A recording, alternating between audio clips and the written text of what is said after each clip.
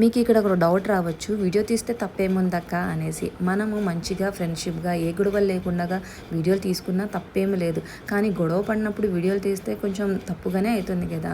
So నాకు కోపం వచ్చి వెంటనే మా ఆయనకు ఫోన్ చేసి, చూడు ఇలా చేస్తుందంటే మా ఆయన వాళ్ళ ఆయనకు ఫోన్ చేద్దామంటే మా ఆయన దగ్గర నెంబర్ లేకుంటే మన తెలుగు అతను సేమ్ ఆఫీసే అనమాట, ఆయన ఆఫీసే, అతని దగ్గర నెంబర్ తీసుకొని మా ఆయన కాల్ చేసేసి చెప్పినాడు అనమాట. ఏంటి సార్ ఇట్లాగా మీ వైఫ్ ఇట్లాగా మా భార్యకి వీడియో తీస్తుందంట అంటే నేను వద్దని చెప్పినాను, అట్లా తీయొద్దు, మంచిది కాదు అట్లా తీయడము.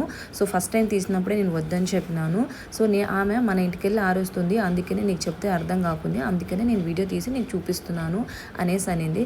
సరే సార్ ఇక్కడితో వదిలేసేయండి.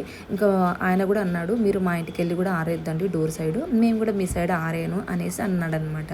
సర్లే అనేసి నేను అక్కడ వాళ్ళ ఇంటి సైడు ఆరేయడము మానేశాను. అంటే ఒక 2 బట్టలంతా జగ వదిలేసి మా ఇంటి సైడ్ వరకే ఆరేసాను. అయితే నాకు ఒక్క తాడి మీద బట్టలు